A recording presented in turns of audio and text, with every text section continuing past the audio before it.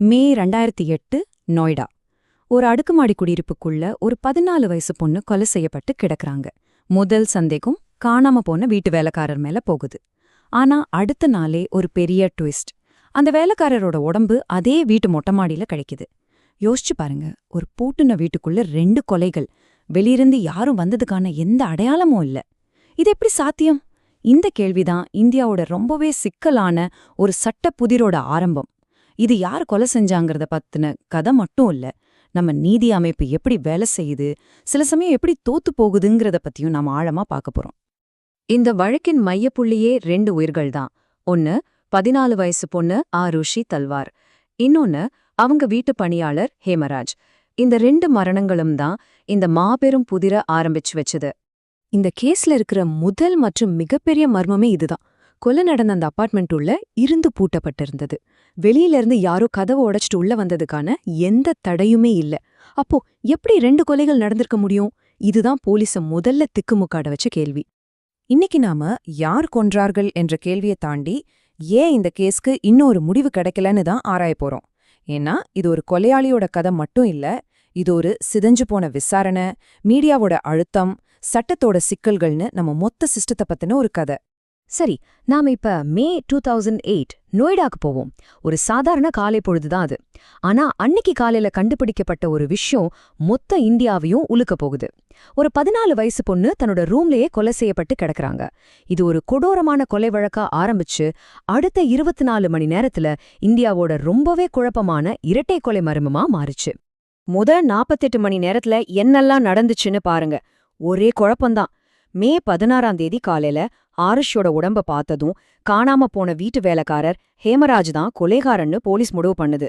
ஆனா அடுத்த நாள் மே 17ஆம் தேதி ஹேமராஜோட உடம்பே மொட்டை மாடியில கிடைச்சதும் மொத்த கேஸும் தலைகீழா மாறிடுச்சு.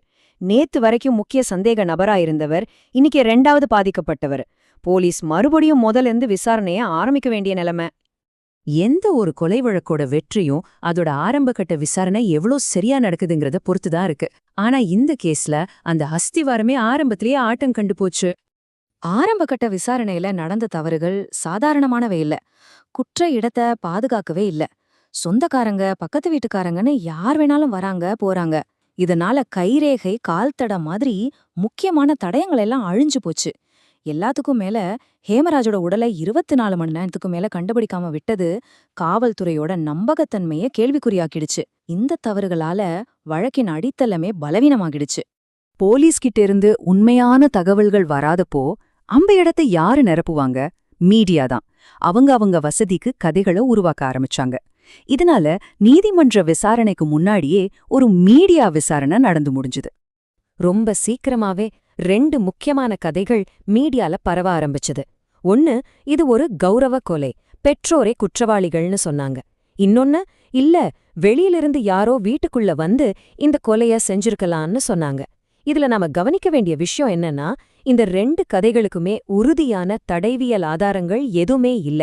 எல்லாமே ஊகங்கள், போலீஸ்கிட்டேந்து கசிஞ்ச தகவல்கள், சில சமயம் கற்பனைகள் அடிப்படையில உருவாக்கப்பட்டது. இதுதான் இந்த வழக்கின் மைய பிரச்சனையே. வெளியில கதைகள் எவ்வளோ வலுவா இருந்தாலும் சரி, ஒரு கோர்ட்ல குற்றத்தை நிரூபிக்கணும்னா ஊகங்கள் பத்தாது, மறுக்க முடியாத ஆதாரங்கள் வேணும். இந்த கேஸ்ல அந்த ஆதாரங்கள் தான் ஒரு பெரிய வெற்றிடமா இருந்துச்சு.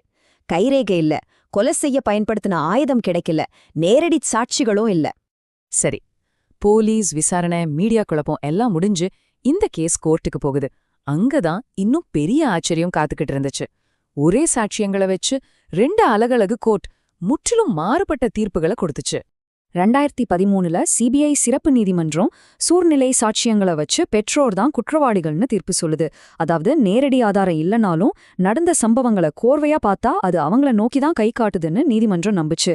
ஆனா 2017ல அலகாபாத் உயர்நீதிமன்றம் அதே சாட்சியங்களை பரிசீலனை செஞ்சு குற்றத்தை சந்தேகத்துக்கு இடமில்லாம நிரூபிக்க இது பத்தாதுன்னு சொல்லி அவங்கள விடுதலை பண்ணுச்சு. இது நம்ம நீதி அமைப்பு எப்படி இயங்குதுன்னு காட்டுது.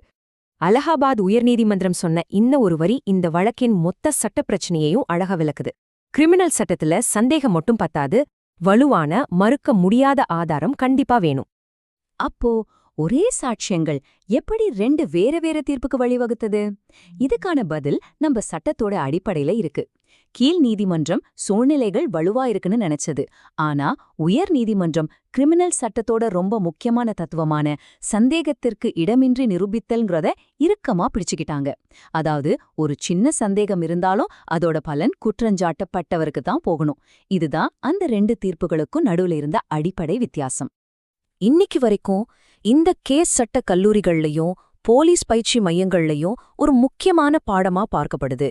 இது ஒரு தனிப்பட்ட வழக்கின் தோல்வி மட்டுமில்ல, எதிர்காலத்துக்கான ஒரு எச்சரிக்கை கதை.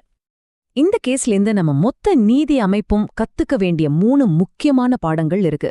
முதலாவது, ஒரு குற்றம் எடுத்த முதல் சில மணி நேரங்கள்ல பாதுகாக்கிறது எவ்வளவு முக்கியங்கிறது. 2வது, ஒரு வழக்கு கோர்ட்டுக்கு வரத்துக்கு முன்னாடியே ஒரு மீடியா விசாரணை நடத்துறதுனால வர்ற ஆபத்துகள்.